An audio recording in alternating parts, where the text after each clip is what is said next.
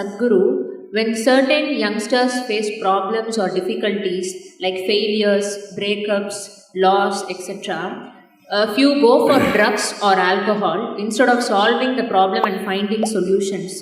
So, I want to know what is that one hope a person can cling on to even when he is fully shattered from within? Oh, so many broken hearts here who are clapping their hands.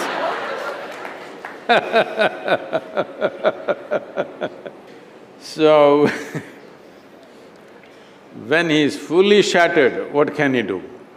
The question is, do you want to allow yourself to be fully shattered? That's a question. And many things that don't work out in your early life, you will see later on, it is a great blessing. There are many ways to look at this. Let me tell you this. This happened in 1941. This is just when the Nazi movement was building up in Germany and in some parts of Europe. So one day in Austria, a bunch of German soldiers came, broke into the homes, the Jewish family, a rich family, they broke the home and took away the adults, everything was robbed. And these two children, a 12-year-old girl and an 8-year-old boy were taken away. They were taken to a railway station. This is the month of November end, December kind of time, when it's becoming very cold.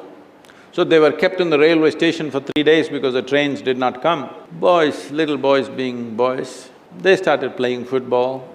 So they were playing football and then suddenly the train came.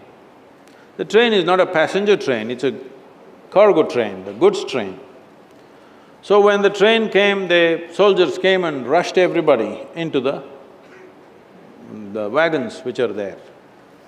Everybody got in and the little boy and the girl also got in, but the little boy forgot to wear his shoes.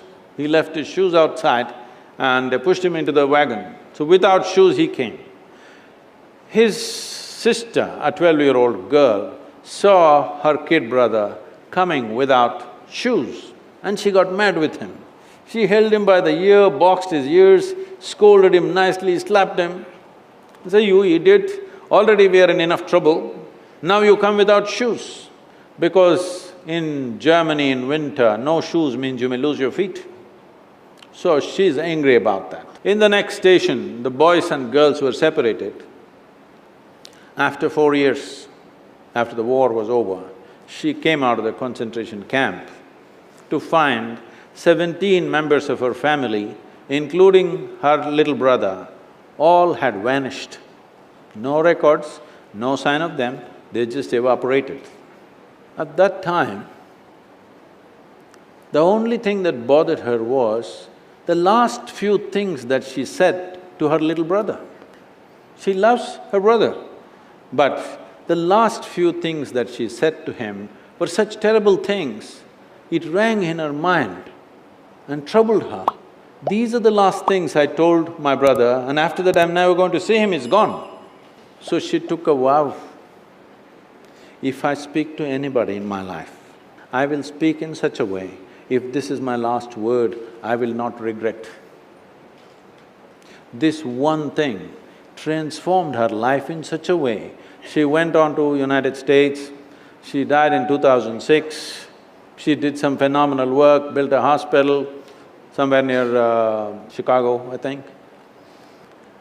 She lived a fruitful life. I'm saying, even if you're put through the most horrible situations, either you can come out using that experience as a better human being, or you can use the experience to become a horrible mess. So whenever something hurts you, there are two options. You can either become wounded or you can become wise. This is the choice. The more things hurt you early on in your life, the wiser you should have become, isn't it? But unfortunately, most people become wounded.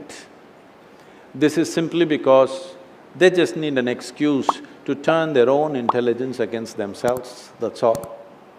Especially if the world around you turns against you, is it not very, very important that your intelligence stands up for you?